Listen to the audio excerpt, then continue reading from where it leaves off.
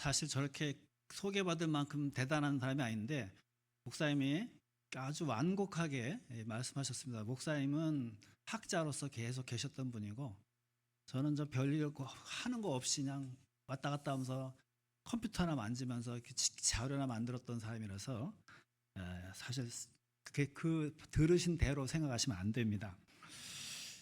저는 태백에서 목회를 하고 있고요. 성도는 한 40에서 50명 정도 되는 작은 교회에서 목회를 하고 있습니다. 그래도 저는 사명이 작든 크든 간에 신학교를 위해서 우리가 기도하지 않으면 누가 할 것인가 하는 그런 사명감을 갖고 비록 작지만 장로의 신학대학교 제가 나온 모교에 오래전부터 뭐 작은 액수입니다. 큰 액수는 아니고 작은 액수지만 정기적으로 이렇게 후원했는데 우리 유 목사님이 저와 이제 동기 목사님이시기도 하지만 또 이렇게 말씀을 들어보니까 그래도 우리가 현실적으로는 우리 강원도의 지역에는 영남신학대학교에서 좀 더 많은 분들이 오시더라고요. 장로의 신학대학교는 우리 태백엔 거의 안 오시고 다 이렇게 하셔서 그럼 내가 현실적으로 우리 돕는 것도 기왕이면은 좀 현실성을 고려하자. 그래서 이렇게 우리 영남신학대학교에 아주 작은 액수지만 어쨌든 저희가 후원하게 됐습니다. 그리고 저희가 매주 그러니까 저희들이 토요일이면은 영남신학대학교에서 새벽기도마다 기도를 하고 있습니다. 이것은 그전에는 장로의 신학대학교 했지만 지금은 영남신학대학교를 위해서 토요일마다 우리 새벽기도에 모이신 모든 권사님들과 함께 같이 이름을 불러가면서 기도하고 있습니다. 오늘 말씀이 제목이 정원 만들기인데 그 영화 중에 보면 이퀄라이저라는 영화가 있는데 다 보셨을지 모르겠습니다. 덴젤 워싱턴이라고 하는 아주 미남 배우가 주연을 한 영화인데요. 이 영화에 보면은 시리즈 1에 보면은 그분이 악당을 놓고서 서로 앉아서 차 테이블로 앞에 놓고 대화하는 것 중에 그런 게 있습니다. 나에게서 무엇이 보이느냐? 그렇게 물어봤을 때 뭐 서로 왔다 갔다 하다가 덴젤 워싱턴이 물어보죠. 당신은 나에게서 무엇을 보느냐? 여기서 뭐가 보이느냐? 이런 말을 합니다. 오늘 본문 말씀에서 정원 만들기가 보이십니까? 아마 저도 처음 이런 말씀을 처음 하는 것이고 그래서 잘 안 보일 겁니다. 여기서 정원 만들기가 어떻게 나올 것인가? 여러분들이 한번 잘 들어보시면서 여러분의 정원 한번 잘 만들어 보시기 바랍니다.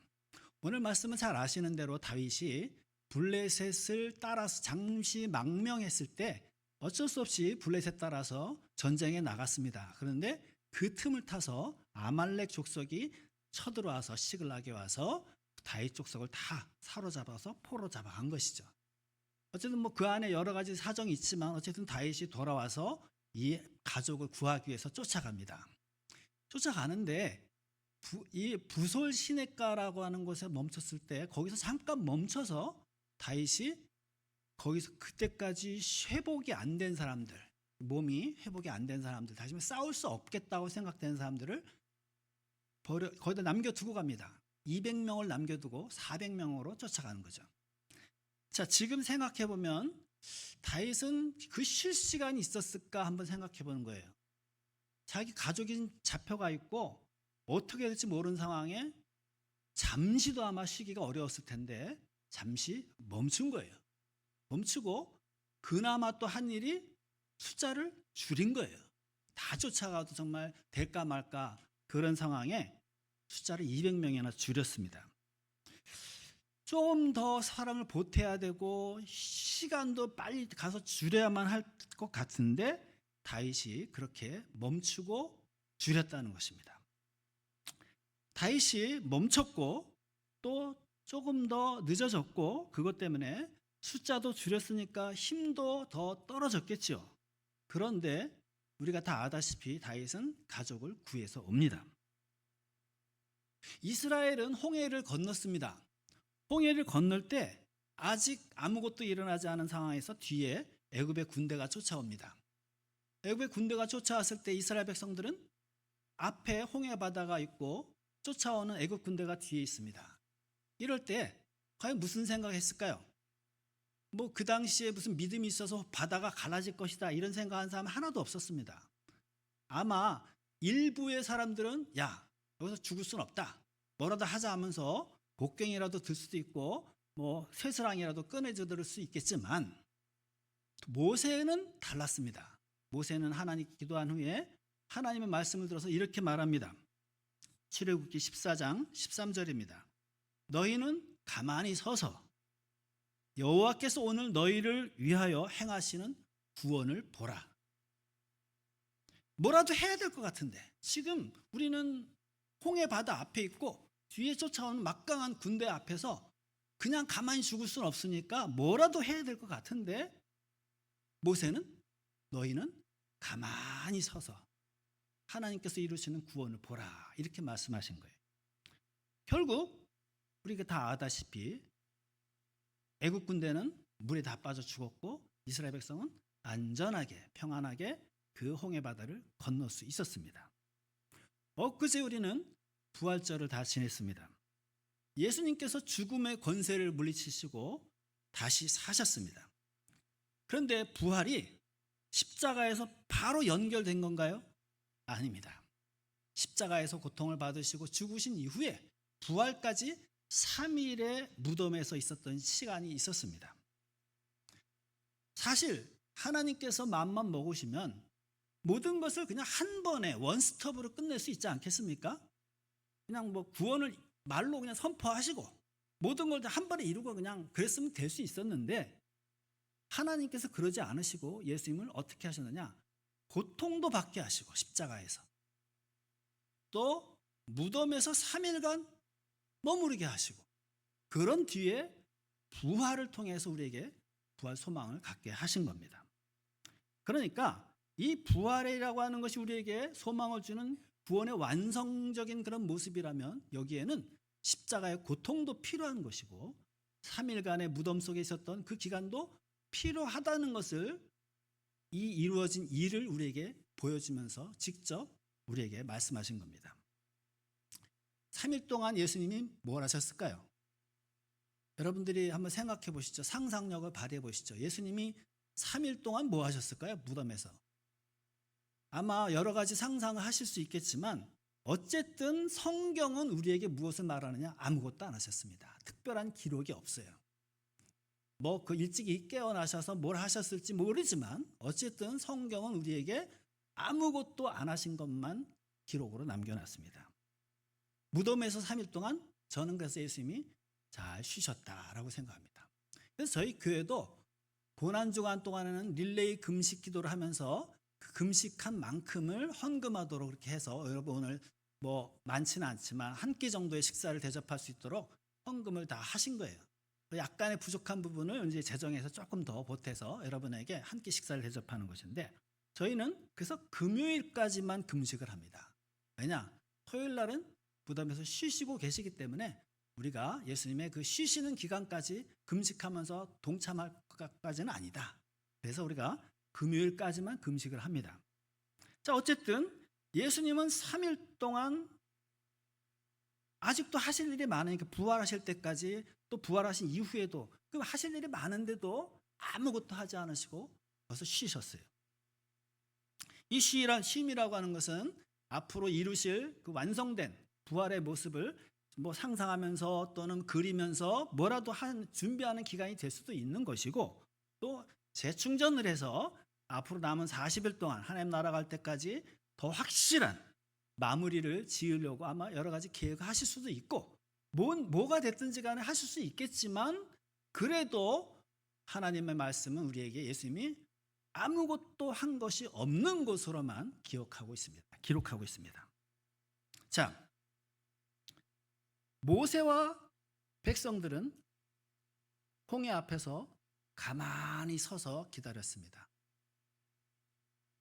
다윗도 이 부솔 시냇가에서 마음이 바빠서 부지런히 가야만 하는 그 시간에 잠깐 멈췄습니다. 그리고 숫자를 줄여요.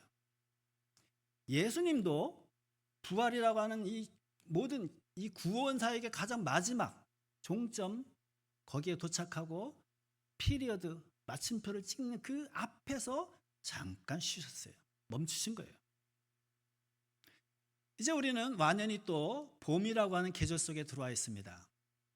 한번 생각해 보시면 잎과 꽃을 피우고 오다 보니까 벚꽃이 정말 많이 이렇게 펴 있고 좀 지는 것 같은 느낌도 있습니다. 태백은 아직 꽃망울도 아직 안 올라왔어요. 그래서 태백은 한 2주나 3주 정도 지나야 이제 벚꽃이 이제 피기 시작합니다. 제대로 보이려면. 어쨌든 이렇게 뭔가 잎이 피고 꽃이 피는 성장하는 그런 봄과 달리 겨울은 모든 것이 멈춥니다. 그리고 어떤 경우에는 죽기도 해요. 그리고 떨어지게 하는 계절이 바로 겨울입니다. 그런 생각을 해봤습니다. 계절이라고 하는 것이 봄, 여름, 가을, 겨울인데 이 계절을 바꾸면 어떻게 되나? 만약에 지금처럼 봄이 겨울 앞에 오면 어떤 일이 벌어질까? 지금과 달리.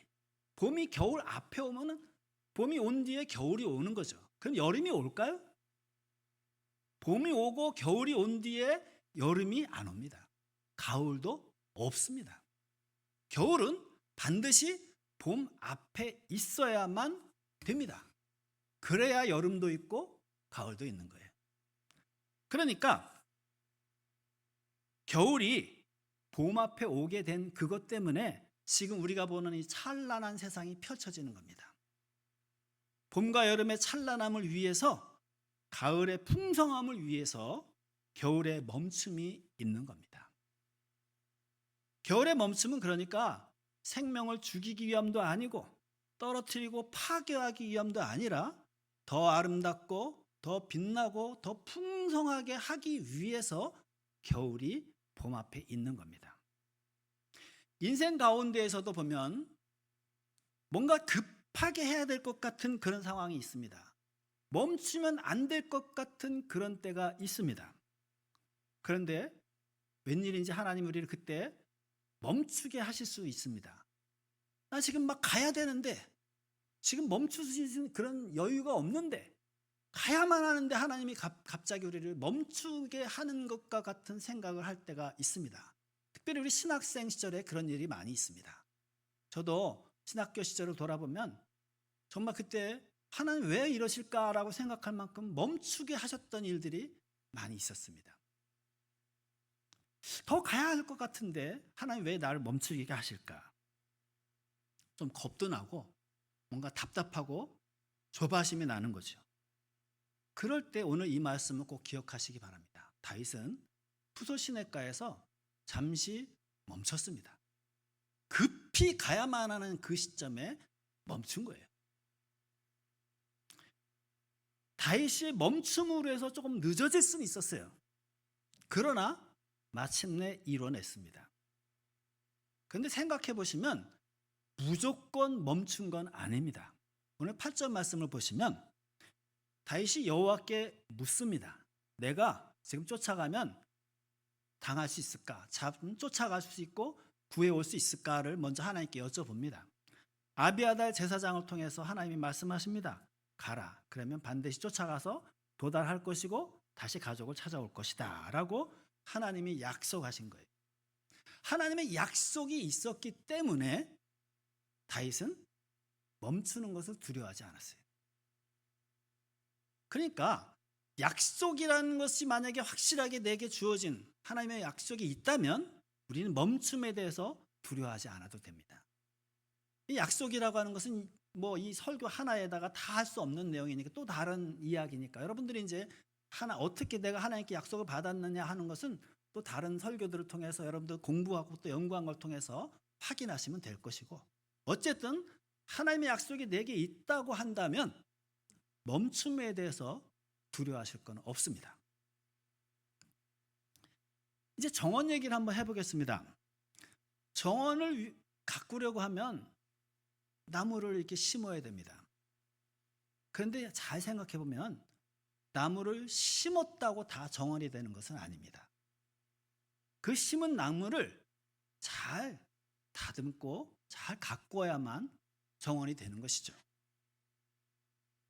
나무를 심어 놓기만 하고선 관리하지 않으면 숲이 되거나 산에 있는 나무들이 되는 겁니다.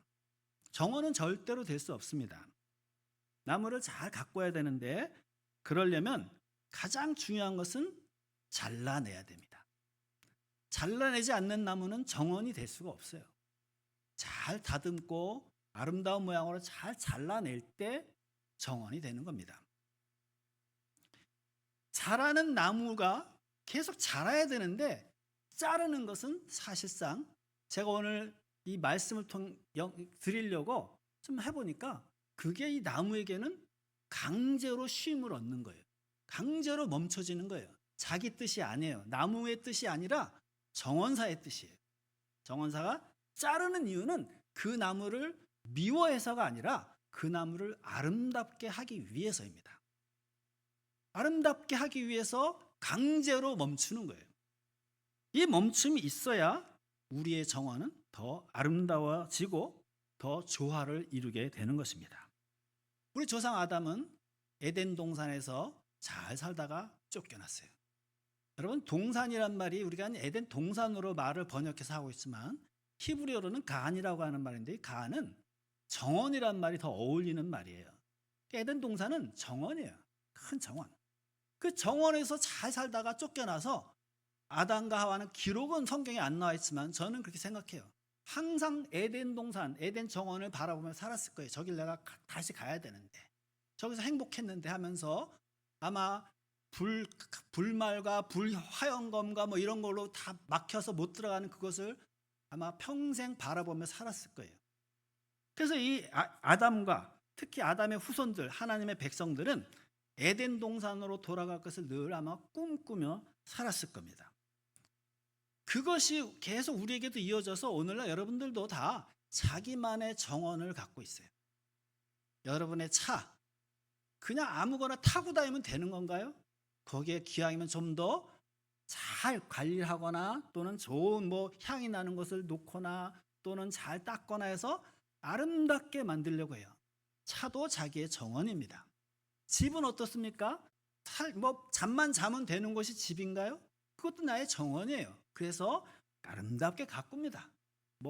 소품도 걸고 기왕이면 더 어울리는 가구를 배치하려고 애를 쓰고 여러 가지 모습으로 나만의 정원을 가꾸는 것이 바로 자기의 집입니다. 어떤 것이든지 다 자기만의 정원을 만들려고 애를 쓰고 있는 거예요. 그것은 결국 인간이 정원에서 살다가 나왔기 때문에 정원을 꿈꾸는 마음이 있다. 저는 그렇게 생각을 합니다. 특별히 우리 예수 믿는 사람, 크리스찬들이 바로 그런 정원으로 돌아가고자 하는 마음을 늘 품고 산다. 저는 생각합니다. 이 정원은 아까 말씀드린 대로 강제로 잘라지는 가지들이 있을 때에 정원이 만들어지는 겁니다. 강제로라도 멈춰야 되는 것이죠. 그러니까 우리가 일부러 스스로 멈추는 것은 어렵지만 하나님이 우리를 멈추게 하신다고 생각됐을 때는 오히려 어떤 한편으로 감사한 마음을 가질 필요가 있습니다. 내가 지금은 멈출 때구나. 하나님이 나를 아름답게 정원으로 만들기 위해서, 아름다운 정원 거기에 있는 나무가 되게 하기 위해서 나를 강제로 멈추게 하셨구나. 여러분들이 이렇게 기뻐할 수 있다면 여러분의 신앙이 하나님의 마음에 닿는 신앙이 되는 겁니다. 그래서 인간이 이렇게 정원을 꿈꾸면서 이전에 내가 있었던 저곳 정원으로 돌아가야 되는데 하는 마음을 꿈꾸다 보니까 오늘날 우리는 다 하나님 나라로 돌아갈 것을 사모하고, 구원이라고 하는 것이 결국 하나님 나라로 돌아가는 것이잖아요. 하나님 나라는 아까 말씀드린 대로 에덴 정원이고 우린 정원으로, 우리의 본래 있었던 정원으로 돌아가는 것을 꿈꾸는 사람들입니다. 그래서 저는 인간을 표현하는 말이 여럿 있더라고요. 인간이 지혜로운 존재다라는 뜻에서 호모 사피엔스라고 그러더라고요. 호모 사피엔스는 인간이 지혜로운 존재라는 뜻이에요. 또 세계사 시간에 배우셨겠지만 인간이 다른 동물에 비해서 직립보행을 해요. 걸어다니는 거예요. 서서. 그래서 이 인간을 호모 에렉투스라고 말을 합니다. 이런 말들을 하더라고요. 최근도 아니지만 어쨌든 그 중에선 최근인 것이, 인간이 방랑하면서 정착하지 않고 계속해서 뭔가 창의적으로 생각하며 움직이면서 다니는 그런 존재다. 그래서 호모 노마드라고도 부릅니다. 그래서 저도 인간은 정원을 꿈꾸면서 정원으로 돌아가기 위해서 나의 정원을 지금 잘 만들어가는 우리 기독교인들을 특별히 부르고 싶은 말이 생겼습니다. 그래서 제가 뭐 이것저것 궁리를 하다 보니까 이렇게 멋있는 말 하나 붙이면 좋을 것 같아서 라틴어로 찾아봤죠. 그랬더니 그런 말이 있더라고요. 정원사라는 말이 있어요. 호르톨라누스예요. 그래서 우리 그리스도인들은 호모 호르톨라누스다. 정원을 꿈꾸면서 사는 사람들이고 나만의 정원을 지금도 가꾸면서 사는 사람들이다 하는 뜻에서 저는 인간을, 특별히 우리 예수 믿는 성도를 호모 홀라투스누스다 이렇게 저는 명명해봤습니다. 나중에 혹시라도 어딘가에 이런 말이 쓰이면 제가 제일 먼저 한 말입니다. 알아주시기 바랍니다. 여기 증인이 약 200명이 앉아 계십니다. 호모 호르톨라누스, 뭐 우스갯소리를 한 것 같지만 우리는 나만의 정원을, 지금도 여러분들이 자리에 앉을 때도 아무데나 앉지 않고 무언가 한번 비교해서 더 나은 자리에 앉으신 거예요. 여러분의 정원의 자리에 앉으신 것이죠. 또 지금 돌아가실 때 차를 타거나 집에 가서 뭘 하든가 호모 호르톨라누스로서 여러분만의 정원을 지금 만들고 계시는 것이죠. 오늘 이제 말씀을 맺겠습니다. 신학생으로 살다 보니 참 얼마나 고통스러운 일들이 많습니까? 저도 신학교 다닐 때는 정말 이 신학교를 꼭 해야만 하나 막 그런 생각을 수없이 했었습니다. 저는 더구나 여러분들은 뭐 상상도 못했겠지만 저는 총신대학원을 다녔습니다. 합동측의 총신대학원을 1년간 다니다가 여긴 아니다 생각해서 그만두고 바로 다음에 장로의 신학대학교에 또 들어갔습니다. 저희 아버지는 합동 측에서 은퇴하셔서 이제 하나님 나라 가셨지만 합동 측에서 쭉 목회하시다가 돌아가셨고, 저는 아들인데 통합 측에서 이제 목회를 하고 있는 것이죠. 얼마나 갈등이 많았겠습니까? 총신대에서 기도할 때는 장신대 학생들, 저 빨갱이들을 빨리 구원해 주시옵소서라고 얼마나 기도를 많이 했는지 몰라요. 그 기숙사에서 4명이 앉아서 계속 간절하게 기도할 때 장로야 신학대학교 학생들, 그때는 영신대가 없었을 때니까요. 그 빨갱이 속에서 무엇도 모르고 지금 묻어가는 그 불쌍한 영혼들을 구원해 주시옵소서라고 그렇게 기도했는데 거기를 제가 1년 만에 다시 갔단 말이에요. 빨갱이가 된 거죠. 그랬으니 제가 얼마나 그 신학교 3년간 갈등이 많았겠습니까? 그럴 때도 지금 이 말씀을 알았다면 조금 아마 좀 편안하게 있었겠지만 그때 멈추게 하시는 하나님의 이 은혜를 제가 잘 몰랐어요.